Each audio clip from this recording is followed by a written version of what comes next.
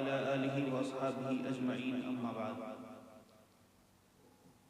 لائق صد احترام حضور سرپرست حیدری کانفرنس، مشائخ اعظام ذوی الاحتشام، علماء کرام، شورائے اسلام، دانشوران ملت اسلامیہ و معزز حاضرین، السلام علیکم ورحمۃ اللہ وبرکاتہ. میں فقط خاک ہوں پر محمد سے ہے نسبت میری، یہی ایک رشتہ ہے جو میری اوقات بدل دیتا ہے. حضرات، یقیناً یہ امر باعث فخر انبساط ہے کہ اراکین حیدری کانفرنس نے سرزمین بڑکا گاؤں میں آبرو اہل سنت مخدوم ملت نبی سلطان ہمدان شیخ الاسلام مخدوم سید پیر محمد عرف سید غلام حیدر رحمت اللہ علیہ کی یاد میں اس کانفرنس کا انعقاد عمل میں لایا، جو تاریخ ساز اہمیت کا حامل ہے. برادران اسلام، آج کی اس تاریخ ساز کانفرنس میں میں بحیثیت صدر آپ کا استقبال کرنے کا کوئی ارادہ نہیں رکھتا، اس لیے کہ آپ اور ہم سب ایک ہی دائرے کے اندر محو سفر ہیں. صدر بننا سعادت سے زیادہ ذمہ داری کا احساس غالب کر دیتا ہے، اور میں ویسے بھی اس کام کے لیے اپنے نام کا قرعہ فعال دیکھ کر عموماً گھبرا جاتا ہوں. واقعتاً یہ انتہائی نازک اور حساس عہدہ ہے جس پر بیٹھنا تو آسان ہے مگر اس کے تقاضوں کو پورا کرنا بے حد مشکل ہے. حضرات، کانفرنس یوں تو پورے ہندوستان میں ہوتی ہیں مگر حیدری کانفرنس کی اپنی انفرادیت اور امتیازی حیثیت اس وجہ سے مزید نمایاں ہو جاتی ہے کہ اولاً اس کی نسبت اس عظیم المرتبت ہستی کی یاد اور تعلیمات کو زندہ کرنے کی ایک بابرکت کاوش ہے جنہیں دنیا حضرت علی المرتضیٰ کرم اللہ وجہ الکریم کے نام سے جانتی ہے، اور دوسری نسبت عارف باللہ مخدوم ملت سید غلام حیدر علیہ رحمت و رضوان سے ہے. حضرت علی رضی اللہ تعالیٰ عنہ وہ بلند پایہ شخصیت ہیں جن کے بارے میں خود نبی کریم صلی اللہ علیہ وسلم نے فرمایا، انا مدینۃ العلم وعلی بابہا، میں علم کا شہر ہوں، اس کے دروازے علی ہیں. آپ کی ذات علم، شجاعت، عدل، زہد اور تقوی کا حسین امتزاج تھی. آپ نے نہ صرف میدان جنگ میں بہادری کے جوہر دکھائے بلکہ میدان علم و معرفت میں بھی ایسی مثال قائم کی جس کی نظیر ملنا مشکل ہے. حضرت علی رضی اللہ تعالیٰ عنہ کا دور خلافت خلفائے ثلاثہ کی طرح عدل و انصاف کی روشن مثال ہے. آپ نے فرمایا، حکومت کفر کے ساتھ تو قائم رہ سکتی ہے مگر ظلم کے ساتھ قائم نہیں رہ سکتی. آپ کی عدالت میں امیر و غریب سب برابر تھے، یہاں تک کہ ایک مقدمے میں آپ خود قاضی کے سامنے ایک عام شہری کی طرف پیش ہوئے. یہ حقیقی انصاف، اتنی بڑی سلطنت کے خلیفہ ہونے کے باوجود آپ کی زندگی انتہائی سادہ تھی، لباس سادہ، کھانا معمولی مگر دل اللہ کی محبت سے معمور. یہی وجہ ہے کہ آپ کو امیر المومنین ہونے کے ساتھ ساتھ امام الزاہدین بھی کہا جاتا ہے. آج ہمارا معاشرہ جن مشکلات سے دوچار ہے، ناانصافی، بے اعتدالی، اختلاف و انتشار، ان سب کا حل تعلیمات علی میں موجود ہے. اگر ہم عدل حیدری اپنا لیں تو ظلم ختم ہو جائے، اگر علم حیدری کو فروغ دیں تو جہالت کا اندھیرا چھٹ جائے، اگر ہم اخلاق حیدری اختیار کریں تو معاشرہ امن کا گہوارہ بن جائے. اہل تصوف کے نزدیک تمام سلاسل طریقت کی بنیاد حضرت علی المرتضیٰ رضی اللہ تعالیٰ عنہ کی ذات اقدس سے جڑی ہوئی ہے. آپ وہ ہستی ہیں جنہیں باب العلم بھی کہا گیا اور امام الاولیاء بھی. خانقاہوں میں جو ذکر، فکر، مجاہدہ اور تزکیہ نفس کا نظام نظر آتا ہے، اس کی جڑیں دراصل سیرت علی میں پیوست ہے. آپ نے فرمایا، جس نے اپنے نفس کو پہچان لیا اس نے اپنے رب کو پہچان لیا. یہی پیغام ہر خانقاہ کا بنیادی درس ہے. خانقاہوں میں جو سب سے اہم چیز سکھائی جاتی ہے وہ ہے اخلاق، اور اخلاق کاملہ کی سب سے روشن مثال ہمیں نبی کریم صلی اللہ علیہ وسلم اور ان کے اہل بیت و صحابہ کی ذات مبارکہ سے ملتی ہے. دشمن کے ساتھ بھی انصاف، محتاجوں کے ساتھ بھی شفقت اور ہر حال میں عاجزی، یہی وہ صفات ہیں جو ایک سچے مرید کو اپنے شیخ سے سیکھنی چاہیے. خانقاہی نظام میں پیر و مرید کا تعلق محض رسمی نہیں بلکہ روحانی ہوتا ہے. یہ تعلق ہمیں اس نسبت کی یاد دلاتا ہے جو نبی کریم صلی اللہ علیہ وسلم اور حضرت علی کرم اللہ وجہ کریم کے درمیان تھی. محبت، اطاعت اور قربت کی ایک عظیم مثال ہے. آج کا انسان بے سکونی اور مادہ پرستی کا شکار ہے. ایسے میں خانقاہیں ایک روحانی پناہگاہ کا کردار ادا کرتی ہیں۔ اگر ہم خانقاہوں سے وابستہ رہیں، اپنے مرشد کی رہنمائی میں زندگی گزاریں اور سیرت علی کو اپنائیں تو یقیناً ہماری زندگیوں میں سکون اور برکت آ سکتی ہے۔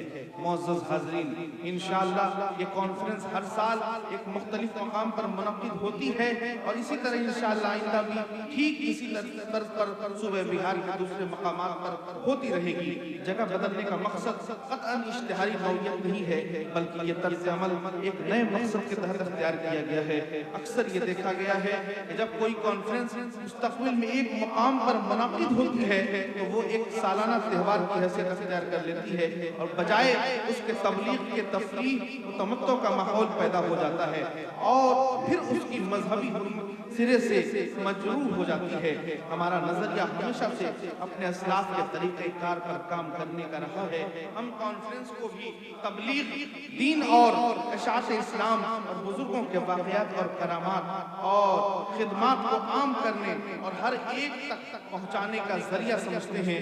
اس لیے ضروری ہے کہ ہم خود لوگوں تک پہنچیں، نہ یہ کہ ایک جگہ مقرر کر کے لوگوں کو زحمت سفر دی جائے۔ دین کو پھیلانے اور اسے عملی زندگی میں رائج رکھنے کے لیے ضروری ہے کہ ہر خطے گوشے میں اسلامی ماحول کی تعمیر کا کام ہو اور یہ کام مقام یا محل کی قید کے ساتھ قطعاً ممکن نہیں ہے۔ میں اپنے حیدری دوستوں کا صمیم قلب کے ساتھ ممنون و مشکور ہوں کہ وہ اس کام میں مجھ سے کہیں زیادہ فعال اور معاون کردار ادا کر رہے ہیں اور خدا انہیں دنیا و آخرت کی بھلائی عطا فرمائے، آمین۔ معزز حاضرین، آج یہ بابرکت اور روح پرور کانفرنس دراصل اس عظیم روحانی سلسلے کی یاد تازہ کرنے کے لیے منعقد ہے جس نے اس خطہ زمین کو ایمان کی حرارت، محبت کی خوشبو اور اصلاح باطن کی روشنی عطا کی۔ یہ اجتماع محض ایک رسم نہیں بلکہ ایک تجدید عہد ہے، عہد وفا اپنے اسلاف سے، عہد تعلق اپنے مشائخ سے اور عہد اطاعت اپنے رب سے۔ معزز حاضرین کرام، اسلامی تاریخ گواہ ہے کہ جب بھی امت فتنوں اور آزمائشوں سے دوچار ہوئی ہے، اللہ تبارک و تعالیٰ نے اولیاء کاملین اور علماء ربانین کے ذریعے دلوں کی اصلاح اور معاشرے کی تعمیر کا سامان عطا فرمایا۔ خانقاہیں ہمیشہ سے دین کے قلعے، محبت کے مراکز اور روحانیت کی درسگاہیں رہی ہیں۔ بر صغیر میں اگر اسلام کی خوشبو عام ہوئی تو اس میں جہاں علماء و محدثین کی علمی کاوشیں شامل ہیں، وہیں مشائخ طریقت کے روحانی محنتیں بھی نمایاں ہیں۔ اسی سلسلے کی روشن مثال ہمیں خواجہ معین الدین چشتی اجمیری علیہ الرحمہ کی ذات میں ملتی ہے، جنہوں نے اجمیر کی سرزمین کو محبت الہی کا مرکز بنایا۔ اسی طرح حضرت نظام الدین اولیاء علیہ الرحمہ نے دہلی میں اخوت و رواداری کی ایسی شمع روشن کی کہ صدیوں بعد بھی اس کی روشنی باقی ہے۔ اسی طرح خانوادہ حیدریہ کے جد اعلیٰ تارک السلطنت سلطان مخدوم سید احمد چرم پوش تیغ برہنہ علیہ الرحمہ ہیں۔ آپ کی ولادت بسعادت شہر ہمدان میں 657 ہجری میں ہوئی۔ آپ کے والد ماجد سلطان سید موسیٰ کاظم ہمدانی علیہ الرحمہ ہمدان کے بادشاہ تھے۔ ذوق فقیری کی بنا پر آپ نے بادشاہت کو ترک فرما کر درویشی اختیار کر لی۔ پھر آپ کے بعد مخدوم سید احمد چرم پوش رحمت اللہ علیہ کچھ دن ہمدان کے سلطان رہے۔ آپ کو بادشاہت راس نہ آئی تو تخت و تاج چھوڑ کر ملتان چلے آئے۔ وہیں آپ نے حضرت علاء الدین علاء الحق سہروردی رحمت اللہ علیہ سے بیعت و خلافت حاصل کی۔ پھر بحکم مرشد کامل تبت پھر سیوان ہوتے ہوئے بہار شریف میں قدم رنجہ فرمایا۔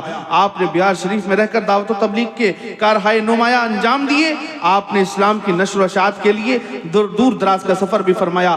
آپ اس عالم فانی سے عالم جاویدانی کی طرف 776 ہجری میں رخت سفر باندھا۔ حضرت مخدوم سید احمد چرم پوش تیغ برہنہ علیہ الرحمہ کے بعد آپ کے دعوتی مشن کو آپ کی اولاد و احفاد نے آگے رواں دواں کیا۔ آپ ہی کی نسل میں خانقاہ حیدریہ کے جد امجد شیخ الاسلام والمسلمین عارف باللہ مخدوم ملت حضرت مخدوم سید غلام حیدر احمدی سہروردی علیہ الرحمہ ہیں۔ آپ 12ویں صدی ہجری کے اوائل میں بہار شریف میں پیدا ہوئے۔